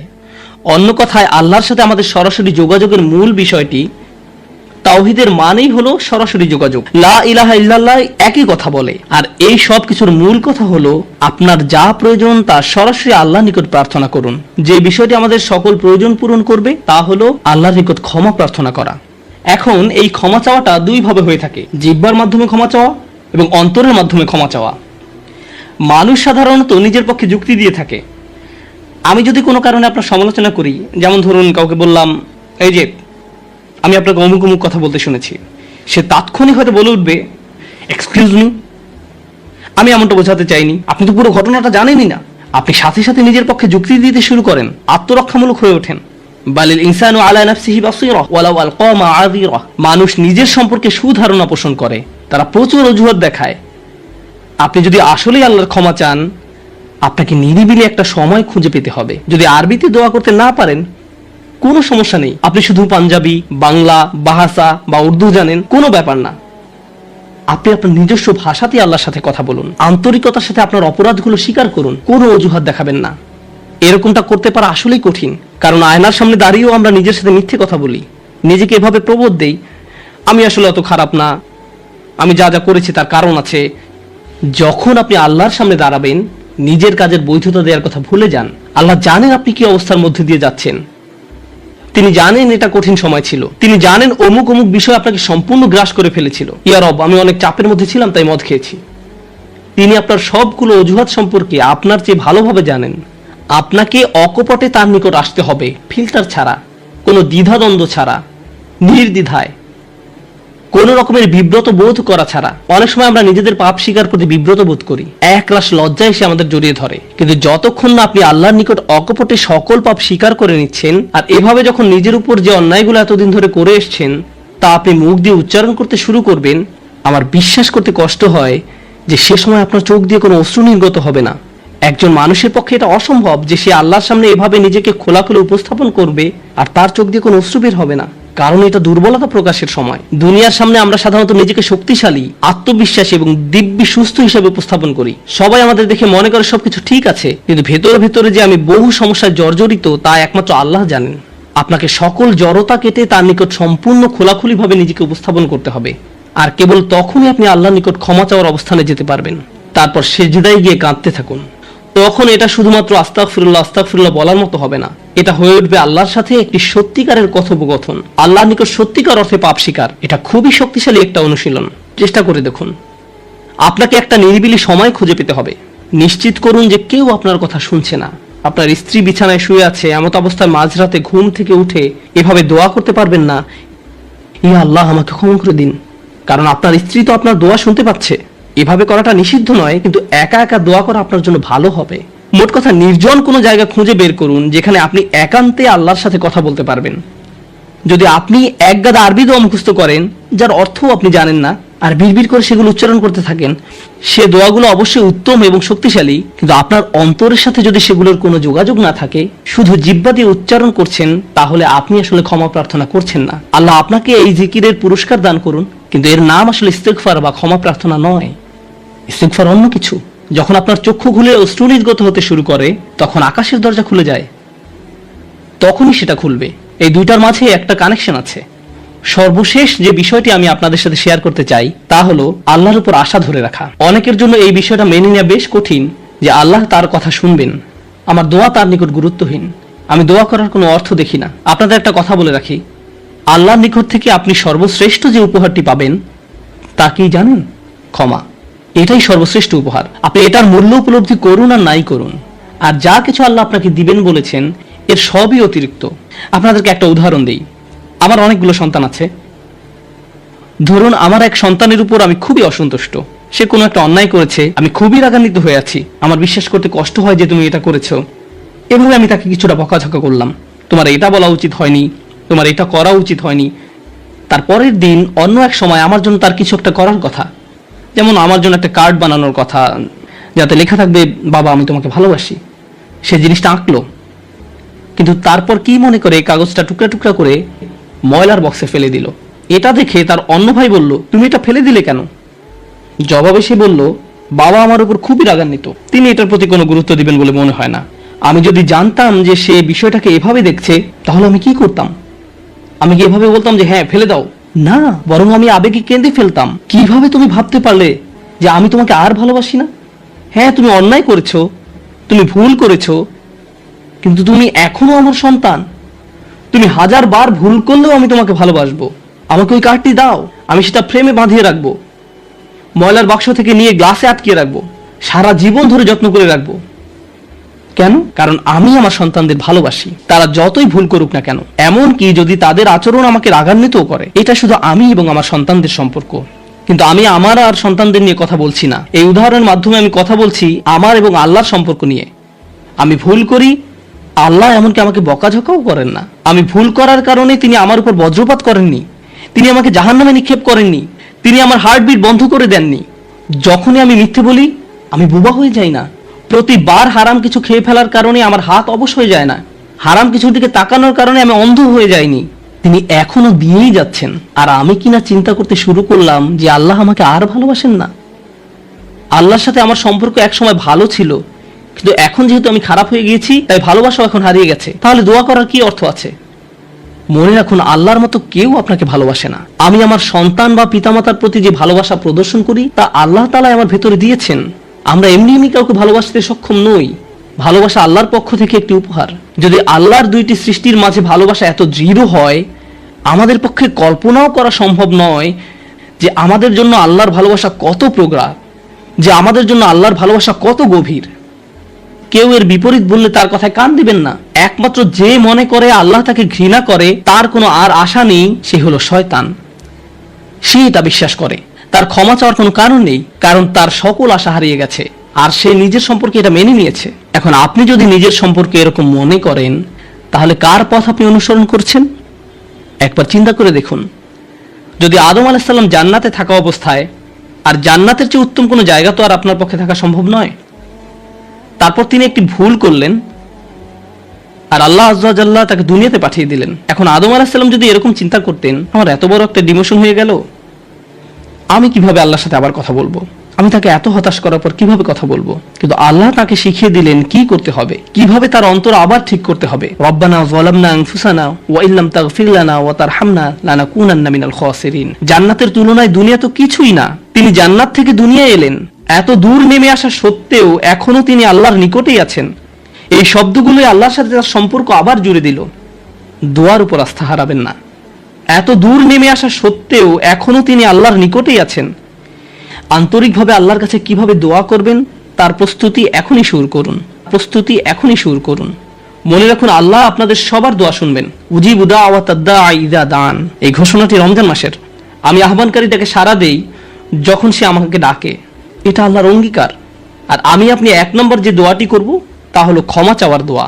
আল্লাহ আমাদেরকে এমন মানুষে পরিণত করুন যারা সত্যিকার অর্থে ক্ষমা চায়। আল্লাহ আমাদের। আজকের এই আলোচনাটি এই সপ্তাহে একজনের প্রশ্ন দ্বারা অনুপ্রাণিত।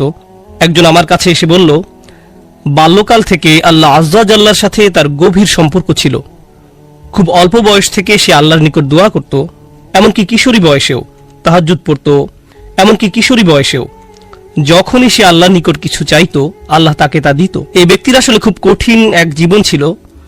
অল্প বয়সে বাবাকে হারান, কোনো ভাই নেই, এবং খুবই একাকিত্বের জীবন কাটিয়েছেন এবং সিদ্ধান্ত নিয়েছেন সত্যিকার অর্থে আল্লাহর উপর তাওয়াক্কুল করে থাকবেন। যখন সে এভাবে বড় হতে শুরু করলো, সে দেখতে লাগলো যখনই সে আল্লাহর কাছে কিছু চাইতো আল্লাহ অলৌকিকভাবে তার সকল প্রার্থনার জবাব দিত। যখনই সে আল্লাহর কাছে কিছু চাইতো আল্লাহ কখনো তার দুয়ার জবাব না দিয়ে থাকেননি। এভাবে সে আল্লাহর উপর নির্ভরতা এবং নৈকট্য বাড়িয়ে তোলে। যখনই তার কিছু দরকার হতো সে 2 রাকাত নামাজ পড়ে আল্লাহর কাছে তা চাইতো। তো তার আসলেই আল্লাহর সাথে খুব সুন্দর একটা কানেকশন ছিল। তাহলে এখানে প্রশ্ন কোথায়? প্রশ্ন আসে এই ব্যাপারটা থেকে যে সম্প্রতি তার জীবনে সে অপ্রত্যাশিত কিছু কঠিন সমস্যার মুখোমুখি হয়। তাই সে আল্লাহর প্রতি ইবাদতের পরিমাণ আরো বাড়িয়ে দেওয়ার সিদ্ধান্ত নিল, দোয়ার পরিমাণও বাড়িয়ে দিল, কারণ তার সমস্যা বৃদ্ধি পেয়েছে। সে ভাবলো সমস্যা যেহেতু বেড়েছে তাই আল্লাহর কাছে সমাধানের জন্য দোয়ার পরিমাণও বাড়াতে হবে। তাই সে এমনটা করলো। সে এত বেশি নামাজ পড়লো, এত বেশি পরিমাণে রোজা রাখলো যে জীবনে কখনো এত রোজা রাখেনি। আল্লাহর কাছে কাকুতি মিনতি করত, কান্নাকাটি করত, যেভাবে সে পূর্বে কখনো করেনি। কিন্তু সমস্যা আরো খারাপ হতে থাকলো, পরিস্থিতির কোনো উন্নতি হচ্ছে না। তখন সে মনে মনে ভাবতে লাগলো, মনে হয় আল্লাহ আমার উপর খুশি নয়, কারণ আগে আমি দোয়া করতাম আর সব দোয়ার উত্তর পেতাম। আমার আগে তো এই সমস্যা ছিল না। যখনই আমার কিছু দরকার হতো আল্লাহর দিকে ফিরতাম আর আল্লাহ আমার সমস্যার সমাধান করে দিতেন। কিন্তু এখন আমি দোয়ার পর দোয়া করেই যাচ্ছি, আল্লাহর কাছে ভিক্ষা চেয়েই যাচ্ছি, আমার সমস্যার কোনো সমাধান হচ্ছে না, শুধু আরো খারাপ হচ্ছে। এর কারণ কি হতে পারে? তার মাথায় এই ধারণা ঘুরতে থাকলো, নিশ্চয়ই আমি ভুল কিছু করেছি। আল্লাহ আর আমার দুয়ার জবাব দিচ্ছেন না, কারণ কোনো কারণে আমি অযোগ্য হয়ে পড়েছি। আল্লাহর ভালো মানুষের তালিকায় আমি আর নেই। আমি এই খুতবা দেওয়ার সিদ্ধান্ত নিয়েছি কারণ সমাজে এই ধরনের চিন্তা খুবই কমন, যা একজন মানুষের মাথা নষ্ট করে দিতে পারে। আমরা দোয়া করি আর আমরা আশা করতে থাকি আল্লাহ আজ্জা জাল্লাহ আমাদের একটা উত্তর দিবেন, আল্লাহ আমাদের সমস্যা সমাধান করে দিবেন। মূলত 2 ধরনের দোয়া আছে আমাদের অধিকাংশের জন্য। আমি এমন দোয়া সম্পর্কে কথা বলছি যা আমরা নিজেদের জন্য করি। এক প্রকার দোয়া হলো আমরা আমাদের বর্তমান সমস্যা সমাধানের জন্য দোয়া করি। আমাদের সমস্যা আছে, কিছু পরিস্থিতিতে আটকা পড়ে গেছি, আমরা চাই আল্লাহ আমাদের আরো খারাপ কোনো সমস্যায় পড়ে যাওয়া থেকে রক্ষা করুন, আমাদের ভালো যা আছে তা যেন তিনি রক্ষা করেন ইত্যাদি। আর অবশ্যই আমরা আমাদের ভবিষ্যতের জন্য দোয়া করি, আমরা নিজেদের জন্য দোয়া করি, সন্তানদের জন্য দোয়া করি, এখন সবকিছু ভালো আছে, ইয়া আল্লাহ এভাবেই যেন থাকে। এই ধরনের দোয়াগুলো আমরা নিজেদের জন্য করে থাকি। যে বিষয়টির উপর আজ গুরুত্বারোপ করতে চাই, আগের একটি খুতবা এটা নিয়ে আমি কথা বলেছিলাম, কিন্তু আজকের খুতবাটি কিছুটা ব্যতিক্রম। এই জন্যই আমি মরিয়ম সালামুন আলাইহাকে বাছাই করেছি। শুরুতে সবাইকে একটা ব্যাপার স্মরণ করিয়ে দিতে চাই, আপনার দুয়ার উত্তর তাৎক্ষণিকভাবে পাওয়া যাক বা না যাক, এর সাথে আল্লাহ আপনার উপর সন্তুষ্ট আছেন কিনা তার কোনো সম্পর্ক নেই। এর কোনো সম্পর্ক নেই তার সাথে। এই দুইটার মাঝে কোনো সংযোগ নেই। আর যদি কোনো সংযোগ থাকতো তাও আপনি জানতেন না। কারণটা কি? আপনারা জানেন, আমরা সবাই জানি নূহ আলাইহিস সালামের কথা, যিনি খুবই স্নেহময়ী পিতা ছিলেন। তিনি দাওয়াত দিয়েছেন 950 বছর যাবত। কল্পনা করতে পারেন? আপনাদের কি মনে হয় তিনি তার সন্তানের জন্য দোয়া করেছেন? তিনি তার স্ত্রীর জন্য দোয়া করেছেন? নাকি তাদের ব্যাপারে কোনো পরোয়া করেননি? যিনি তার জাতির জন্য এতটা যত্নশীল হতে পারেন তারা তাকে থুতু নিক্ষেপ করেছে, অপমান করেছে, তারপরেও তিনি আবারও তাদের কাছে গিয়েছেন। এভাবে 950 বছর যাবত। আপনাদের কি মনে হয় তিনি নিজের ছেলেকে উপেক্ষা করেছেন, নিজের স্ত্রীর কথা ভুলে গেছেন? তিনি তাদের জন্য বছরের পর বছর দোয়া করে গেছেন, তারা নিজেদেরকে পরিবর্তন করেনি। ব্যাপারটা কি এমন নয়? তিনি কি নিজেকে এভাবে দোষ দিয়েছেন যে মনে হয় আমার দাওয়াতটা ঠিকমতো হয়নি, তো আমার আর দোয়ার প্রতি কোনো গুরুত্ব দিচ্ছেন না?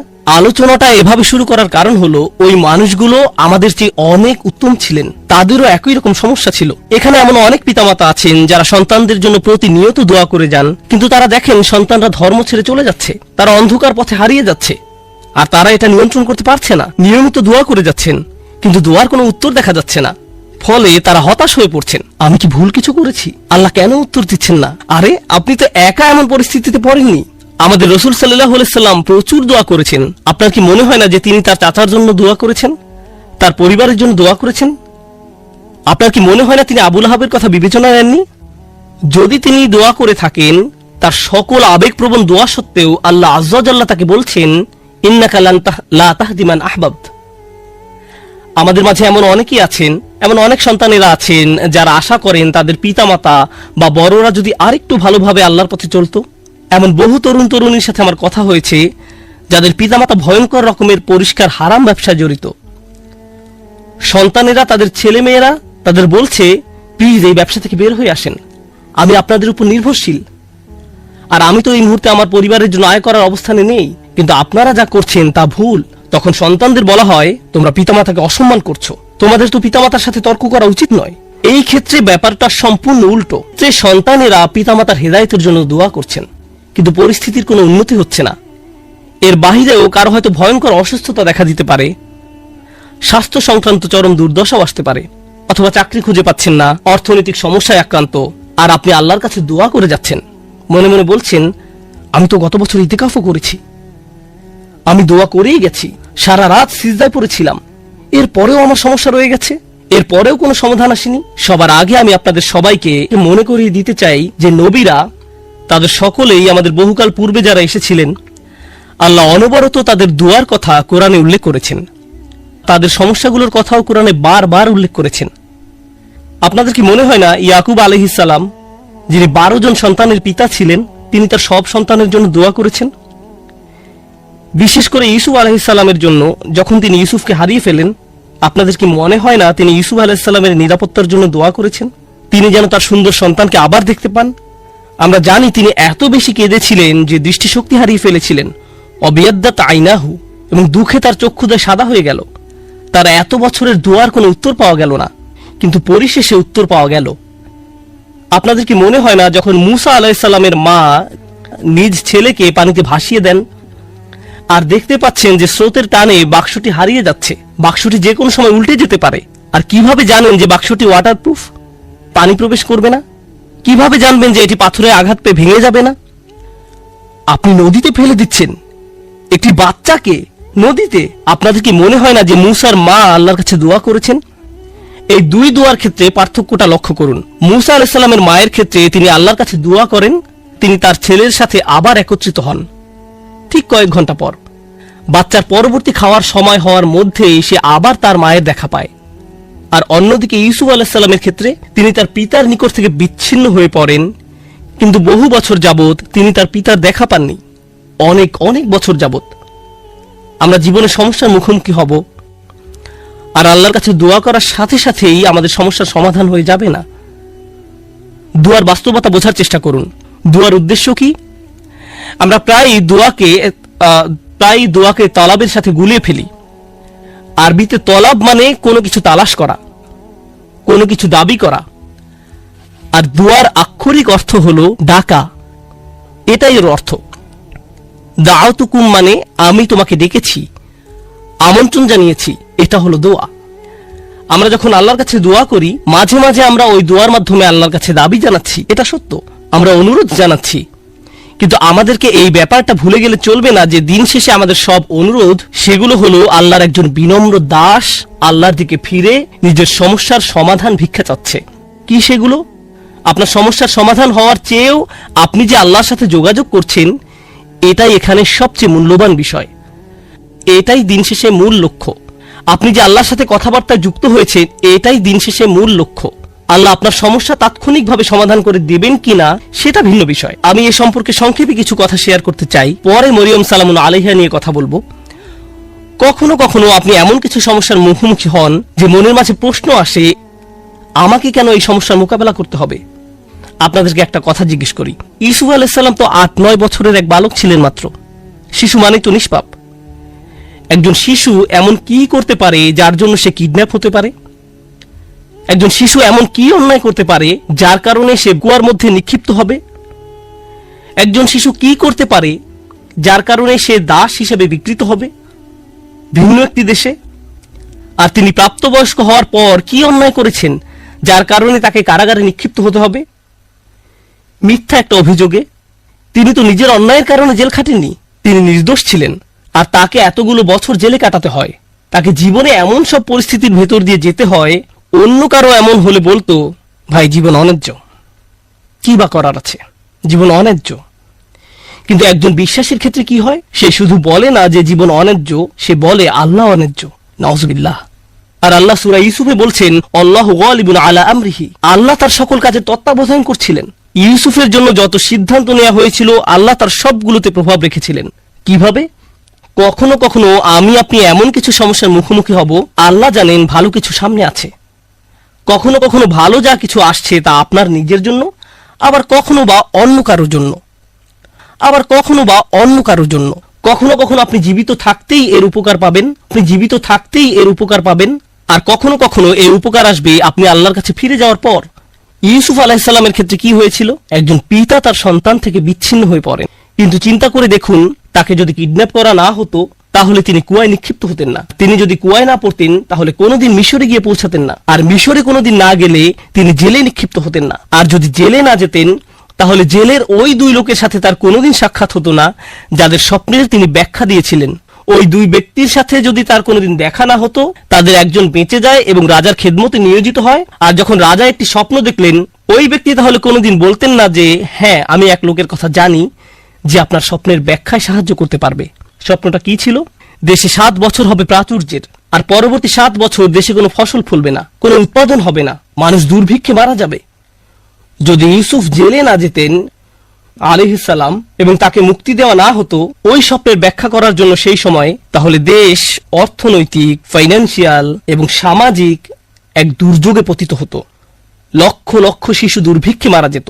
একজন শিশু কষ্ট স্বীকার করলো কয়েক বছরের জন্য, এক শিশুর কষ্ট স্বীকারের ফলে আল্লাহর পরিকল্পনা ছিল অগণিত পরিবারকে অনাহারে সন্তান হারানোর বেদনা থেকে রক্ষা করবেন।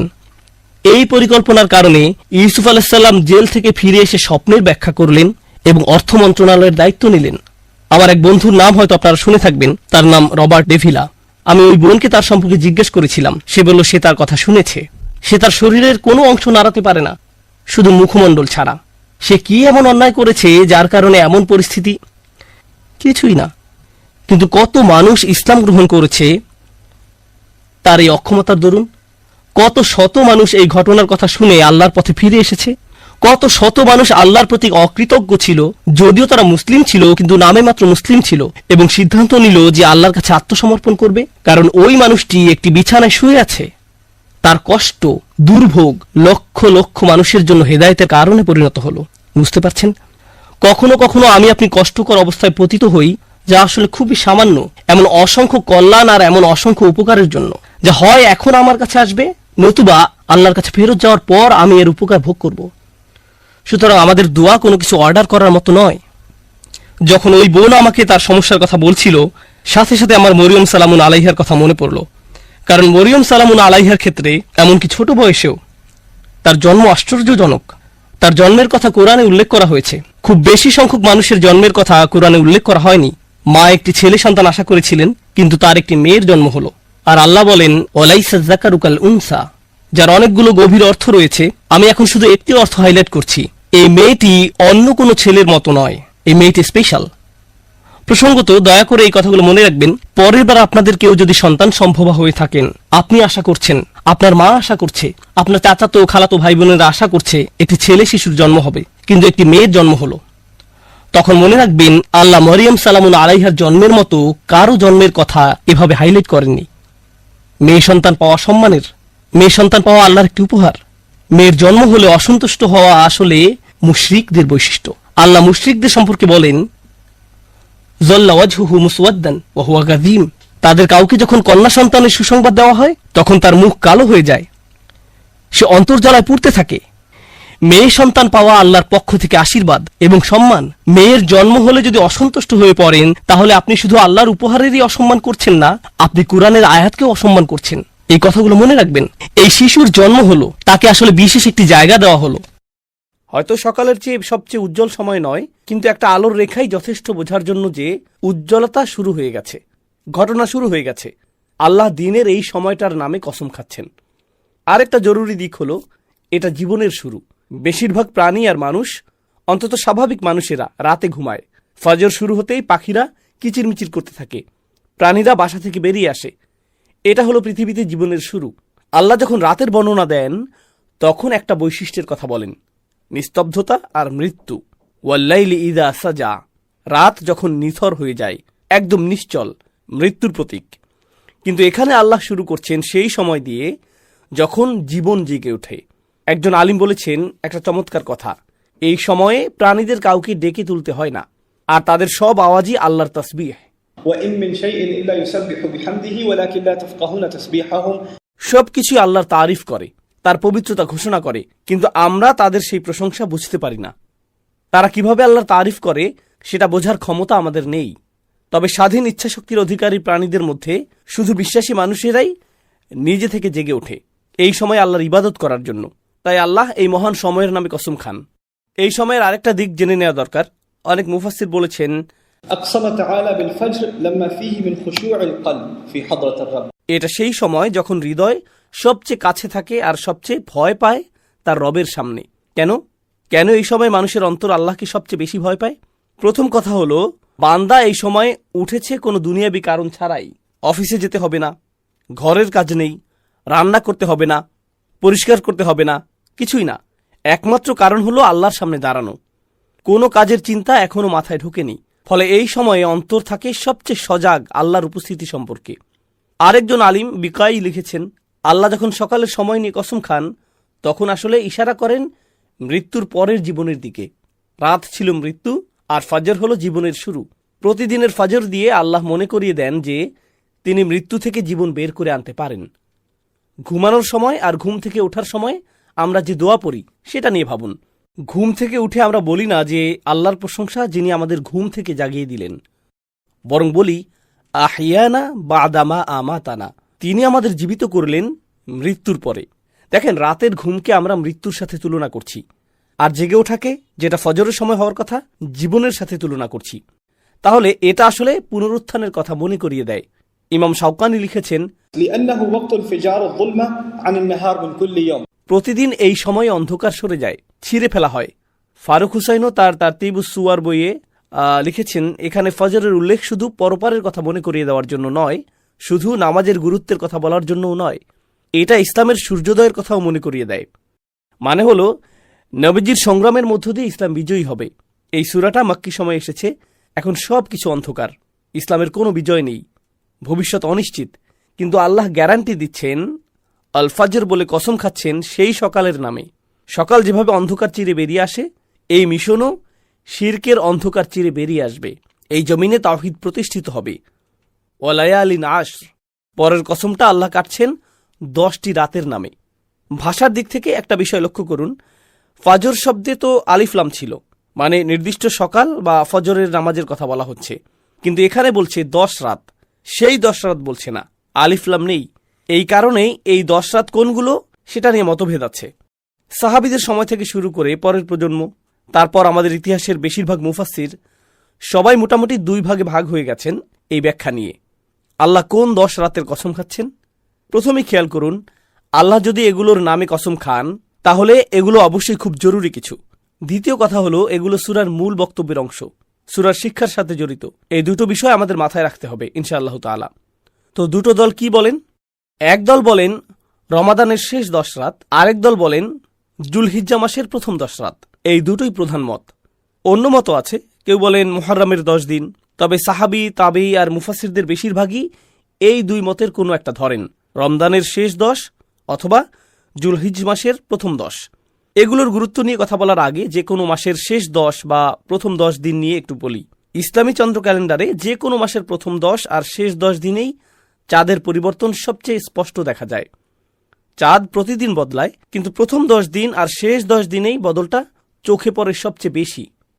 মাঝের 10 দিনে বদলায় বটে, কিন্তু সেটা আসলে এত সহজে চোখে পড়ে না। ছোট ছোট পরিবর্তন, বড় পরিবর্তনগুলো ঘটে প্রথম 10 আর শেষ 10।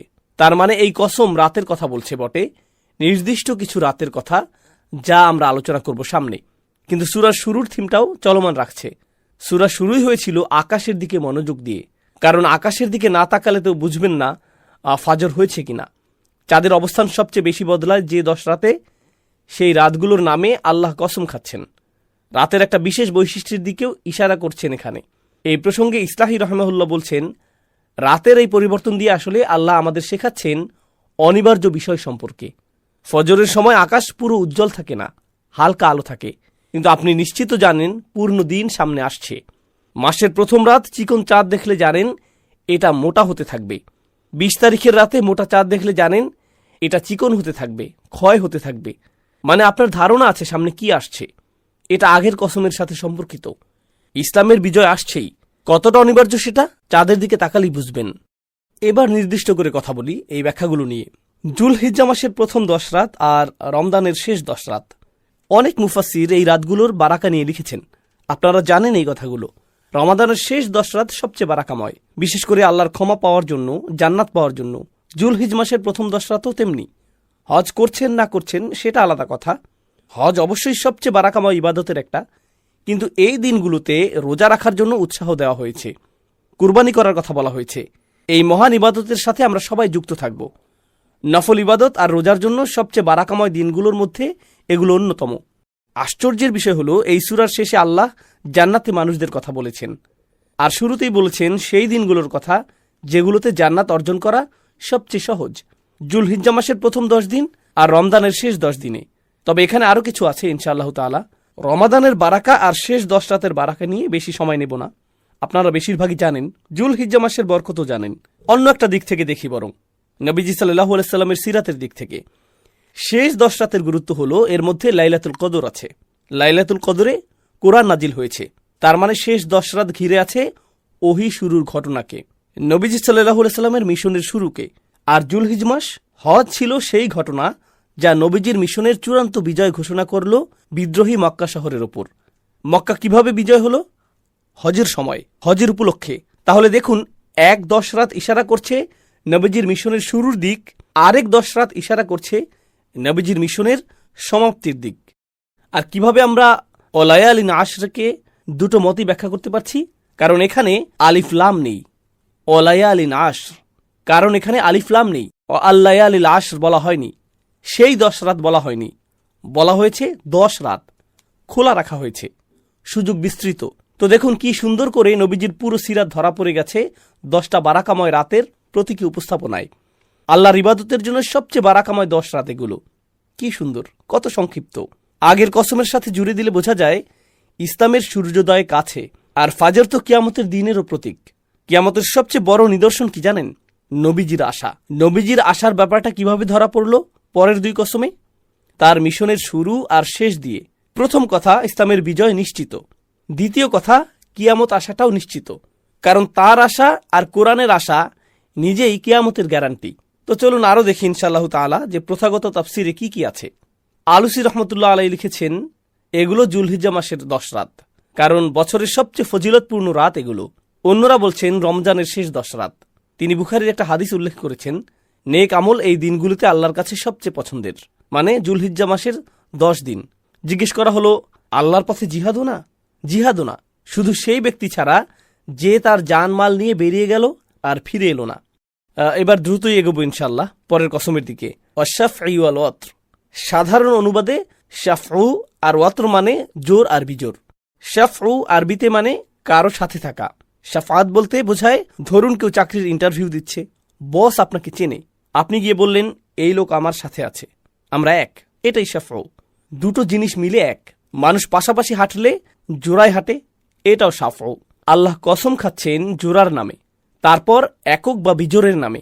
এর অনেক ব্যাখ্যা আছে, তবে ইনশাআল্লাহ তাআলা আমরা সেগুলোই দেখব যা টেক্সটের সাথে সবচেয়ে মানানসই আর বেশিরভাগ আলিম যা বলেছেন। সাহাবীদের মধ্যেও সবচেয়ে জনপ্রিয় তাফসীর হলো শাফউ মানে আল্লাহর সব সৃষ্টি, ওমিন কুল্লি শাইইন খলাকনা যাওজাইন, সবকিছুই আমরা জোড়ায় জোড়ায় সৃষ্টি করেছি, পুরুষ নারী, রাত দিন, সূর্য চাঁদ, সাগর ডাঙা, অন্ধকার আলো, সবই জোড়ায়। শাফউ বলতে এই জোড়া সৃষ্টি। আর কার কোনো জোড়া নেই? আল্লাহর, তিনি একক। الوتر هو الله سبحانه وتعالى الصمد الذي لم يلد ولم يولد. অনেক সাহাবী এভাবেই ব্যাখ্যা করেছেন, আল্লাহ কসম খাচ্ছেন সৃষ্টির নামে আর নিজের নামে। অন্য ব্যাখ্যাও আছে, কেউ আগের কসমের সাথে জুড়ে দিয়েছেন শেষ 10 রাতে কিছু জোর কিছু বিজোর, মাসগুলো কখনো জোর কখনো বিজোর, তবু সবই বারাকাময়। কাতাদা রাদিয়াল্লাহু তাআলা আনহু আরো গভীরে গেছেন, ফজরের সাথে জুড়েছেন, বলেছেন শাফউ মানে প্রতিটা দিন, কারণ প্রতিটা দিন জোড়া রাত আর দিন মিলে। অতর হলো শেষ দিন, সেদিন শুধু দিন থাকবে, রাত থাকবে না, একা দাঁড়িয়ে থাকবে। সবচেয়ে গভীর ব্যাখ্যা হলো আল্লাহ সবকিছু জোড়ায় জোড়ায় সৃষ্টি করেছেন, কিন্তু জোড়ার প্রতিটা অংশ আলাদা। দুই আসলে দুই না, এক আর এক। প্রতিটা জিনিস নিজে নিজে অনন্য। আলাদা করে দেখলে প্রতিটাই অসাধারণ সৃষ্টি, কিন্তু শুধু একটা দেখলে পুরো ছবি পাবেন না। একটা দেখতে হবে, আরেকটা দেখতে হবে, তারপর দুটো একসাথে দেখতে হবে, আলাদা করেও দেখতে হবে। ধরুন সূর্যের কথা, বিশাল এক সৃষ্টি, কিন্তু সূর্যের আসল কারিশমা, তার আসল সৌন্দর্য আপনি ততক্ষণ বুঝবেন না যতক্ষণ না চাঁদের ওপর তার কি প্রভাব সেটা খেয়াল করছেন, কিভাবে তার আলো চাঁদের গায়ে ঠিকরে পড়ে। এরা একে অন্যের সাথে জুড়ে আছে। আপনি হয়তো মাটি দেখে মুগ্ধ হলেন, কিন্তু মাটি তো একা একটা জগৎ নয়। মাটির সাথে যে সাগর আছে সেটাও আপনাকে ভাবতে হবে। শুধু আকাশটাই সব না, আকাশটার সাথে জমিনও আছে, নর ও নারী। আল্লাহ যত জোড়া সৃষ্টি করেছেন তার প্রত্যেকটা জোড়া নিয়েই আলাদা করে ভাবার দরকার আছে। এখন প্রশ্ন হলো, এই কথাটা এত জরুরি কেন? আগের সূরার সাথে এর যোগসূত্রটা কোথায়? আল্লাহ সুবহানাহু ওয়া তাআলা এই কসমের মধ্যে খুব গভীর একটা কথা বলছেন। দেখুন, আগের সূরায় এমন কিছু লোকের কথা বলা হচ্ছিল যারা শেষ দিবসে বিশ্বাস করত না। তাদের যে একটা হিসাব আসছে, একটা বিচার আসছে, এটা তারা ভাবত না। তাই আল্লাহ তাদের সেই দিনের কথা মনে করিয়ে দিয়েছিলেন যেদিন তিনি তাদের হিসাব নেবেন। কিন্তু সেই কথায় তাদের কোনো লাভ হয়নি। আর যখন কথা কোনো কাজে আসে না, তখন নবীরাও তার কোনো ফল দেখতে পান না। তিনি তো সারাক্ষণ তাদের মনে করিয়ে দিচ্ছেন, কিন্তু কিছুই হচ্ছে না।